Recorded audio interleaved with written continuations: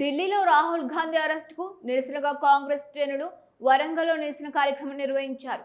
ముఖ్య అతిథిగా deputy CM Mallu బట్టి విక్రమార్క పాల్గొన్నారు. ముందుగా బట్టి అంబేద్కర్ విగ్రహానికి పూలమాల వేసి నివాళులర్పించారు. కేంద్రంలో బీజేపీ ప్రభుత్వం చేస్తోంది అరాచకమని, విద్యార్థుల ప్రశ్నాపత్రం లీక్ కావడంతో విద్యార్థుల భవిష్యత్తు అంధకారంలో మారిందని బట్టి ఆవేదన వ్యక్తం చేశారు.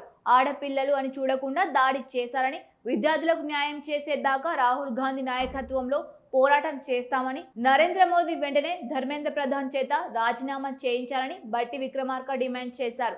కేంద్రంలోని బీజేపీ ప్రభుత్వం అరాచకం చేస్తోందని, విద్యార్థులను పశువుల కంటే హీనంగా కొట్టారని, దేవుడి పేరు చెప్పి రాజకీయాలు చేస్తున్నారని బట్టి స్పష్టం చేశారు. ప్రతి సంస్థను ప్రైవేటీకరణ దిశగా ప్రయాణం చేస్తున్న బీజేపీ పార్టీకి ప్రజలు బుద్ధి చెబుతారని బట్టి తెలిపారు.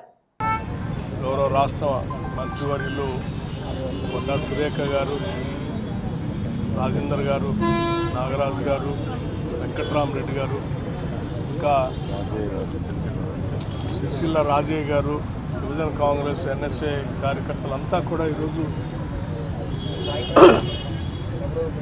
భారతీయ జనతా పార్టీ ఆధ్వర్యంలో కేంద్ర ప్రభుత్వం చేస్తున్నటువంటి అరాచక అకృత్యాలకు వ్యతిరేకంగా దేశవ్యాప్తంగా కూడా ఈరోజు ప్రజాస్వామ్యయుతంగా ఇటువంటి నిరసనలు తెలియజేస్తాము.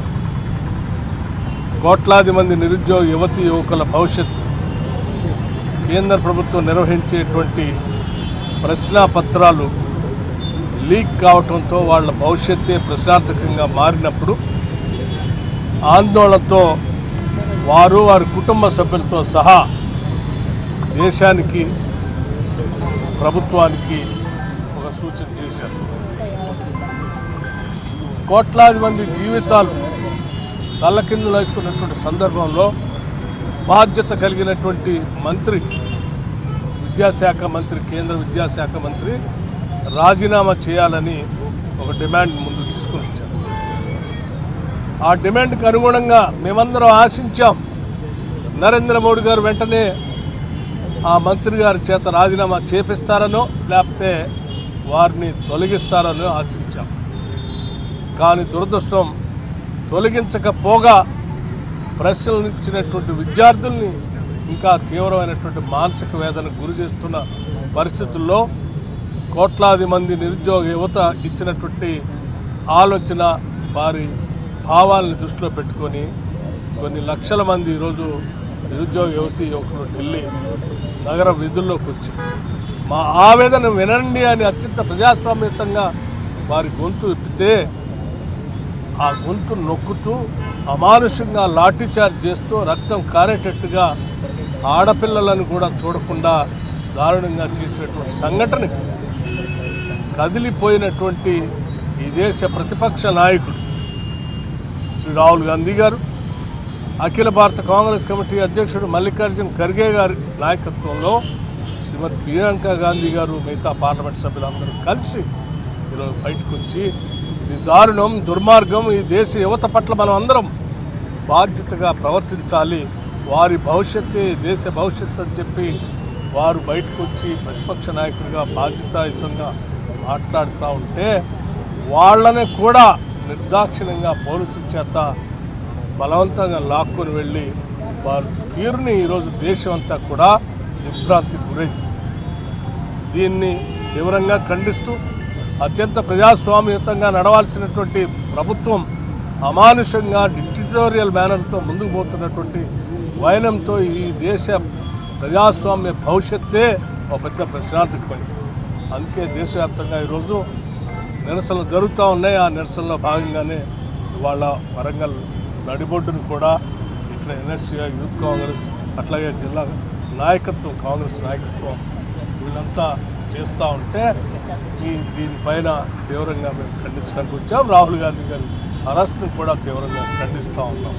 ఇది విద్యార్థులకి న్యాయం జరిగేంత వరకు కాంగ్రెస్ పార్టీ, ఖర్గే గారు, రాహుల్ గాంధీ గారి నాయకత్వంలో ఈ పోరాటం జరుగుతూనే ఉంటుంది. విద్యార్థుల పక్షాన, యువత పక్షాన కాంగ్రెస్ పార్టీ నిలబడి వాళ్ళ హక్కుల కోసం నిలబడుతుందని కూడా ఈ సందర్భంగా తెలియజేస్తాం. బీజేపీకి అయితే పిల్లలు జంతర్ మంతర్లో శాంతియుతంగా నిరసన చేస్తుంటే వారి మీద పోలీసులు చేసిన అరాచకానికి మద్దతుగా నేను రాహుల్ గాంధీ గారు పార్లమెంట్లో స్పీకర్ గారిని అడిగి సమయం ఏమంటే ఇవ్వకుంటే మోడీ గారి ఇంటి దగ్గర వాళ్ళు పోయి ధర్నా చేస్తే మోడీ వారిని అరెస్ట్ చేసి పోలీస్ స్టేషన్ తీసుకుపోయే క్రమంలో వారిని ఇంజూరీ చేసిండ్రు. వారికి నిరసనగా ఈరోజు ఇక్కడ మనం హన్మకొండ జిల్లాలో కాంగ్రెస్ పార్టీ తరఫున ఈ ప్రోగ్రామ్ చేయడం జరిగింది. పిల్లలకు మద్దతుగా మేము కోరేది ఒకటే, ధర్మేందర్ ప్రధాన్ ఇమీడియట్గా రిజైన్ చేయాలి, ఎడ్యుకేషన్ సిస్టమ్ మీద చేంజెస్ తేవాలి, పార్లమెంట్లో డిస్కషన్ కావాలి, 25 పిల్లలు ఎవరితో చచ్చిపోయినా వాళ్ళకి న్యాయం చేయాలని చెప్పి కాంగ్రెస్ పార్టీ తరఫున మేము అందరం కోరుతున్నాము.